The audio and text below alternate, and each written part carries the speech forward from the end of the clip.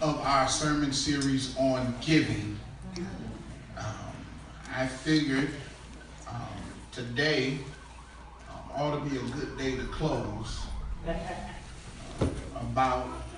We talk about what we give and how we give.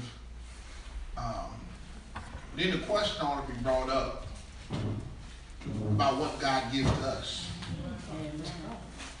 But then not only about what God gives to us, but what do we do with what he gives? Well. Those of you that have your Bible, stand and turn to the gospel as recorded by Matthew, chapter 25. Chapter 25, go down to verse 14. Go down to verse 14.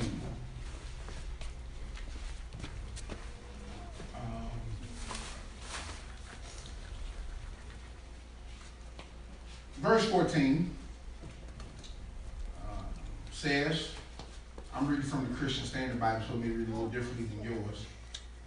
For it is just like a man about to go on a journey. He called his own servants and entrusted his possessions to them. To one he gave 5 talents, to another 2 talents, and to another 1 talent, depending on each one's ability. Then he went on a journey. Immediately, the man who had received 5 talents went and put them to work and earned 5 more. The same way the man with 2 earned 2 more. The man who had received 1 talent went off, dug a hole in the ground, and hid his master's money. Well. Jump down to verse 26. It said, his master replied to him, you evil, lazy servant. If you knew that I reap where I haven't sown and gather where I haven't scattered, then you should have deposited my money with the bankers, and I would have received my money back with interest when I return. So take the talent from him and give it to the one who has 10 talents. For to everyone who has, more will be given, and he will have more than enough. But from the one who does not have, even what he has will be taken away from him. Just for a few minutes, turn to your neighbor and say, neighbor, what are you doing with what God gave you? Amen. You may be seated in the presence of the Lord. What are you doing with what God gave you? My brothers and sisters, there's been plenty of times in life where things have been given to me. There's been some things that are given to me. I appreciate some things I really don't. If I can be honest, there's been some things that some people gave to me, and I set it down, and I really ain't seen it since. You can be honest. Think about it. There's been some gifts that you have gotten. And when you opened the package, you knew right away you didn't have no use. But you was already thinking in your mind who you could re-gift it to. Come on, be honest. Just this past Christmas, as the boss, teachers bring a lot of gifts and they bring you some things. And there were some teachers that brought me some stuff that I knew I was going to use. I can't tell you what it was, but I knew I was going to use it. But there were some other gifts, Sean, that they brought me, and as soon as I opened the bag, I started going through my Rolodex of who I could give this to say Merry Christmas. For the simple fact of the matter is, I knew for the gift. And I knew that it wouldn't do me any good. When you think about it, though, however, there are some people, though, that when they give you something, you treasure it a whole lot more. And oftentimes, it doesn't always have to be the gift, but sometimes it's the giver. Because when you have a special connection with someone, or when you have a relationship with someone, or when you know who that person is or their status, you appreciate things a little bit more from certain people. Think about it. If you are in a relationship, it's okay. Money is good. It's okay. You dating somebody who got a little wealth, got a little money in their pocket, and they throwing money at you all the time, and they throwing gifts at you all the time. But it don't really mean nothing if that's all they got. Okay, y'all ain't gonna talk. It don't mean nothing that if they go out and they spend money on something, they buy you this large extravagant gift, when really it's just a drop in the bucket to them, and they just trying to buy your love. Instead of when there's a person who works 50 hours a week and can barely make ends meet, but still goes out and tries to do something for you, but your stinky, funky, no good, no appreciated self, and then you want to sit there and act like they ain't never did that. You want to appreciate not the gift, but sometimes you want to look at the gift. Shut up, feel like preaching. Listen. When you look at the giver, you appreciate things more when you understand where it's coming from. And so when somebody gives you something that you appreciate more, you tend to do more with it. That's how we ought to be with God. That's why some of us don't handle stuff right, because we really don't appreciate God. Shucks, good God. We just talking that. That's what's wrong with a lot of us. A lot of us, we don't do what it is that God tells us to do. We don't handle things right. We don't handle it right because we don't appreciate the giver. See, the problem is, though, a lot of us get stuff too easily.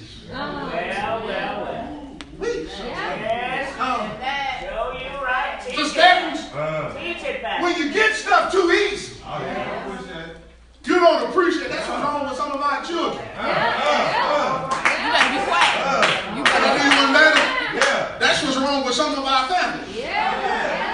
Because there's some adults too. We're so used to just giving them stuff. We're so used to just helping them that we've crippled them and we've enabled them to find out how to figure stuff out for themselves. We've enabled them so much that they think when we give them something, they just go out and spend it and don't know how to hold on to it because they just think more coming. Who you looking at? I hate to be the bad news, but you mess around and you let somebody die. There's going to be a whole lot of broke folks in the world because they don't know how to make it work. There's going to be a whole lot of folks in the world who don't know how to survive because everything's been given to them, everything's been handed to them, and we don't know how to appreciate what's been given to us. Let me ask you a question. If you woke up tomorrow with everything that you thank God for today, how much would you have?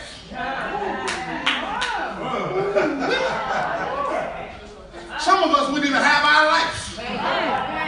Some of us wouldn't even have breath in our bodies. Some of us wouldn't even be able to walk. Some of us, because see, we take a lot of things for granted.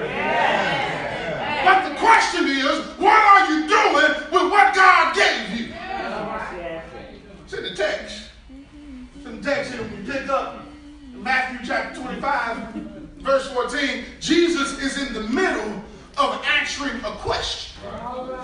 So if you truly want to understand Matthew chapter 25, you really got to go back to the beginning of Matthew chapter 24.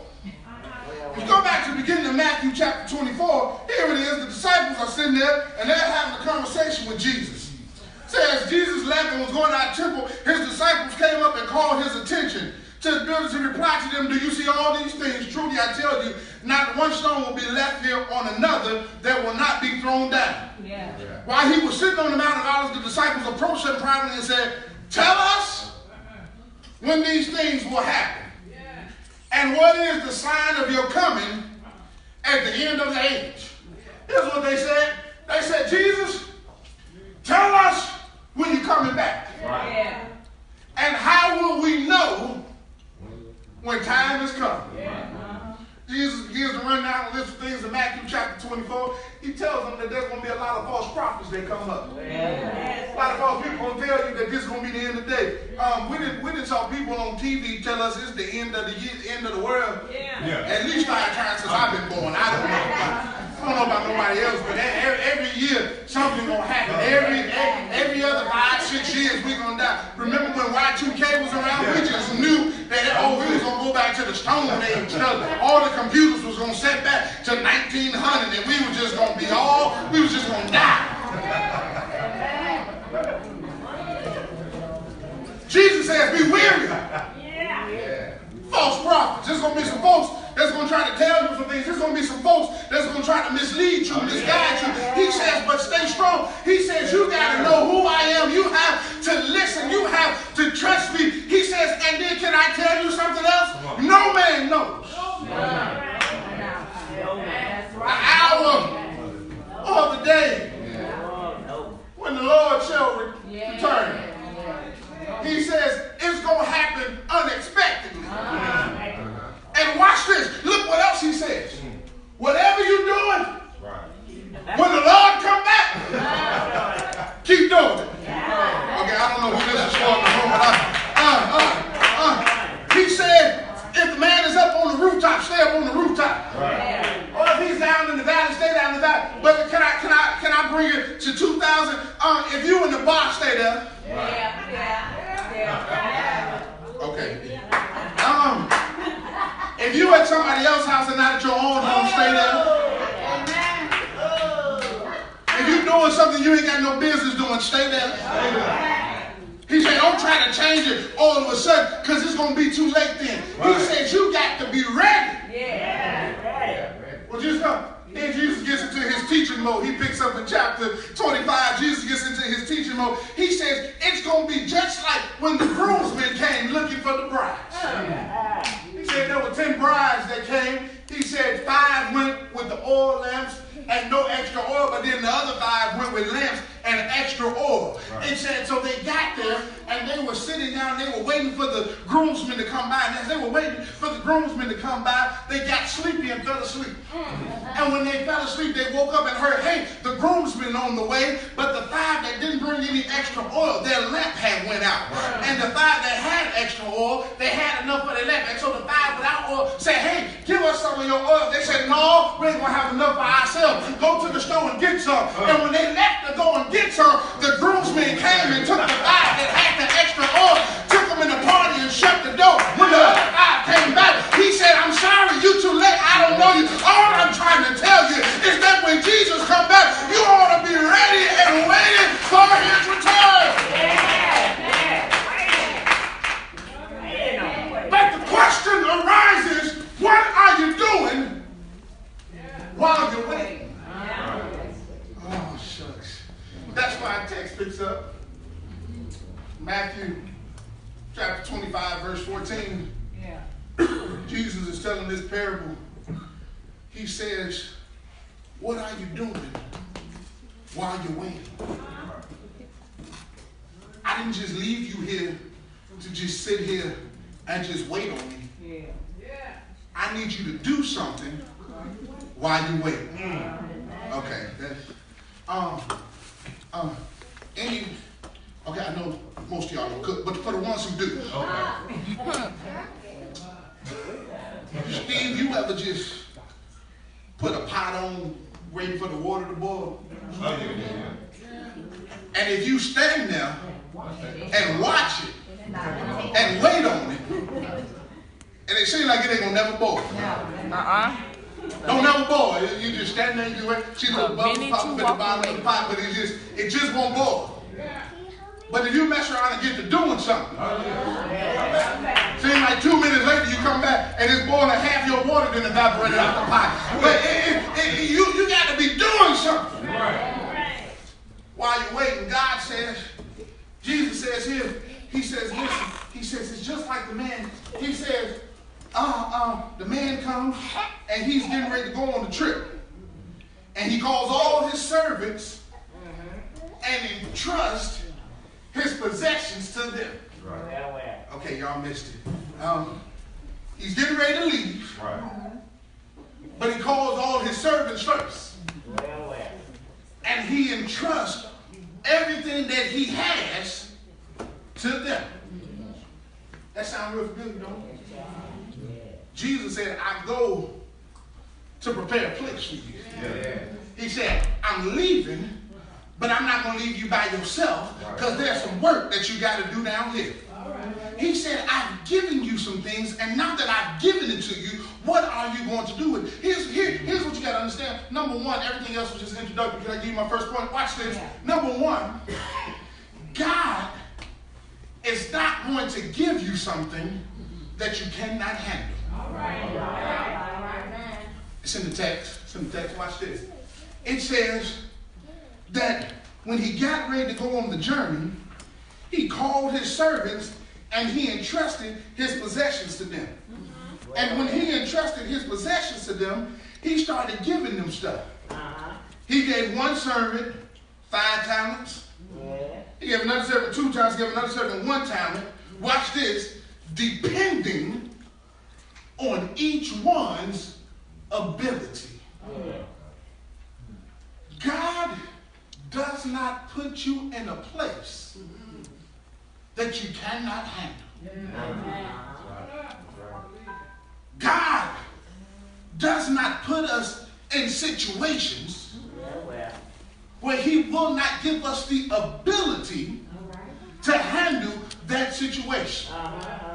A lot of times we get into stuff and we think, man, I don't know how I'm going to do this. I don't know how I'm going to handle this. I don't know what's going to happen. Right. But God gives it to us because he knows we can handle it. And sometimes it may seem like you're going through more than others. It may seem like you're dealing with more than others. It may seem like you're going through more hell than others. But I come here to tell you today that God only gives you what he knows you can handle. So if the devil is attacking you more, you ought to get excited because that ought to let you know that God is on your side. When the devil begins to attack you, when the devil seems like he's throwing everything at you every which way, you ought to get excited because that ought to let you know that God has something in great for you and God is not going to give you nothing that you can handle. But if the devil ain't messing with you,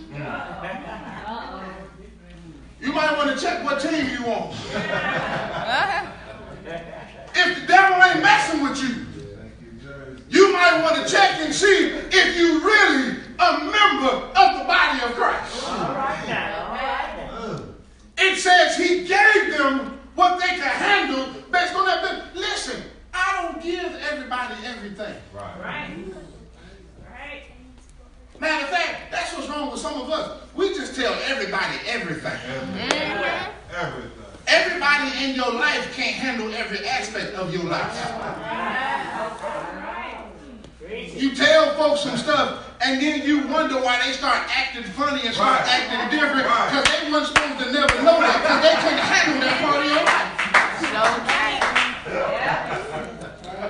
You ought to be able to recognize who can handle what and what can happen because everybody can't handle everything. God says, listen, I'm going to give you what you can handle based simply off your ability. And I know it may only be 20 or 30 of us here, but God gave us 900 South Sacramento because he knew that we could handle it. It may seem hard. It may seem rough. It may seem trying at times. It may even seem disappointing and degrading. But God said that you can handle it because you have the ability to take it over.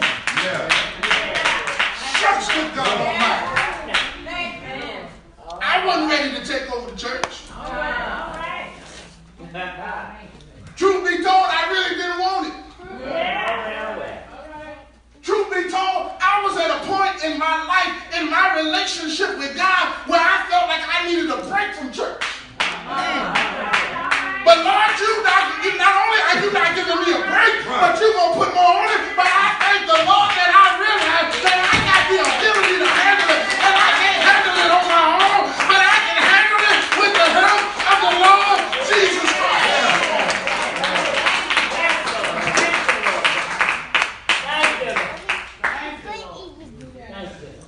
God does not give you what you cannot handle.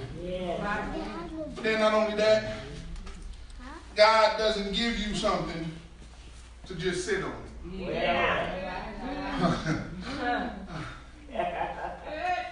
Call service here. Says, hey, come in. One, I'm going to give 5 talents to. Other, I'm going to give 2. Other, I'm going to give 1. And he left. And look at the word at the end of verse 15. Immediately. Straightway. Right away. Without hesitation.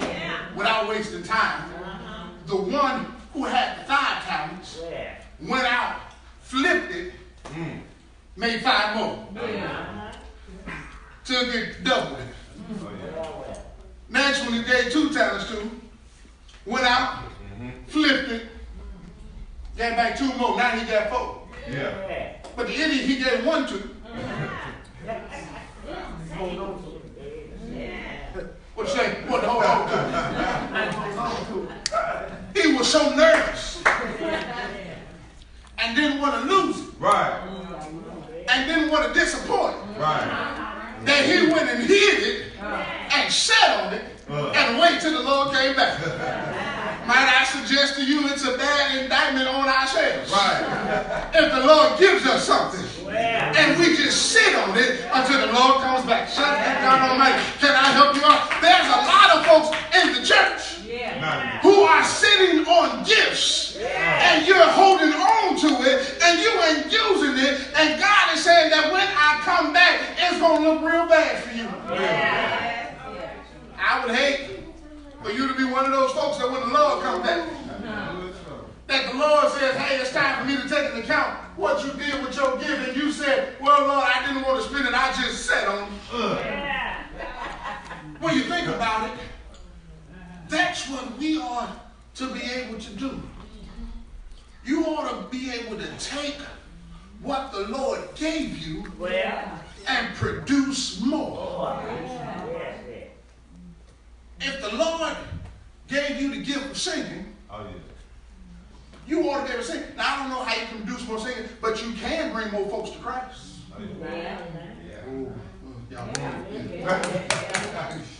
This is a stewardship sermon. I'm just telling you. You may not be able to sing, but there's something that you can do, and in your doing, it ought to help the ministry, which is going out to evangelize the people and bring more folks to Christ. Right. See, a lot of times people want to see a direct correlation to what they're doing. Right. But a lot of times, it happens behind the scenes and behind the work, and it happens on the inside in somebody's heart that you have to put forth some effort. Yeah. And can I tell you something else? Don't wait too long to get started. Because you don't know when he's coming back. Right. Because there's a lot of us walking around here saying that we still got time. When in reality, you don't even know what time is. I heard somebody say he invented time. He is time. He bumps into himself going to where he's coming from. He is time.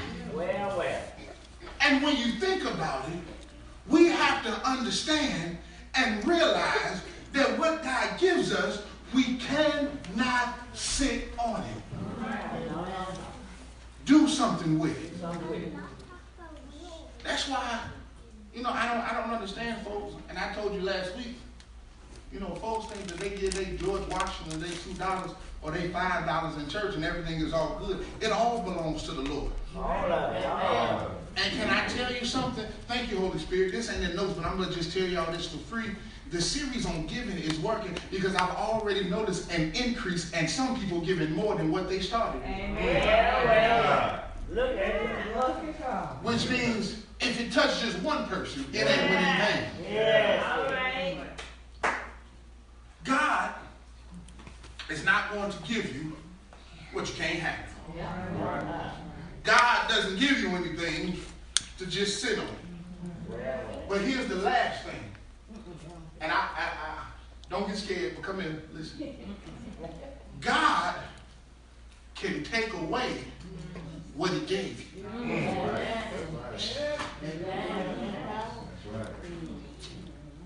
Said that the master came back. And when the master came back, it was time for everybody to give a report. One he gave the 5 to showed up and said, here, look, master, you gave me 5. I went and I worked it. I earned 5 more. And look what happened. The master said, you did a great job, thy faithful servant. Keep all of it. Okay, I thought y'all were getting excited right now. Let me try it again. He gave him 5. Right. Because he said, I want you to hold on to it while I'm gone. Right. Because it's mine. Right. And now I came back. You took what was mine, earned some more, and now instead of just getting what you earned, I'm going to let you keep all of it. That don't do nothing for y'all. Okay. Let me see if I can put it on the bottom shelf. Here it is. The Lord says, I'm going to give you what I got. Right. You take it and you work it, you do something with it, you flip it, you double it. And instead of giving me back what I gave you, you get to keep what you earned plus what I gave you. So now I start off with more than I had in the beginning. Right. All because I put the work in. Right. And that's all I'm trying to tell you. That if you would just put the work in, you'll end up with more. But see, everybody wants something for nothing. Right. We all want the end result, but we don't want to go through the process. Right. Says you gave 5, you earned 5 more. Then the next one came, say, hey master, you gave me 2. I earned 2 more. He says, good, faithful servant, I want you to keep that. Master, I know you're a harsh man. Right. See, he tries to buff it. He tries to buff it. He tries to put a coat on it. You know, when somebody know they done messed up, that's just like your kids. When they know they done messed up, all of a sudden you the best daddy in the world. They want to hug you and kiss you and love on you. Boy, get off me. What you do? I'm sorry, maybe that's just my son. Okay. Hey. Sir, I know you're harsh. I know you could be a bad man. And because of that, he says, reaping where you haven't sown, gathering where you haven't scattered seed. So I was afraid. And because I was afraid, I went and hid it, and I got what you gave me. Look at what he tells me. He says, you ignorant, lazy son of a...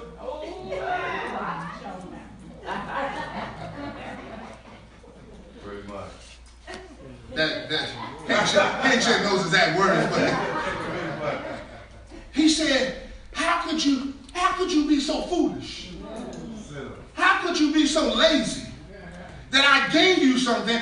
I gave you a chance to get more. I gave you a chance to get ahead in life. I gave you a chance to do something worthwhile. I gave you a chance to take care of what I gave you while I was away, and you did nothing with it. He said, I'm going to take it away from you. Not only did he take it away, but he gave it to the man who already had some.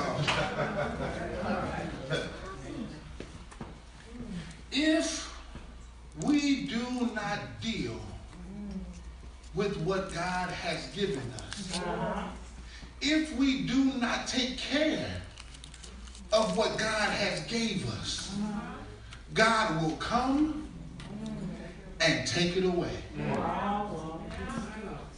I don't know about you, but I don't want God to take nothing away from me. Truth be told, I'd love it if he'd add some more. Oh yeah. But Deacon Williams, even if he don't add no more, I'm fine with what I got.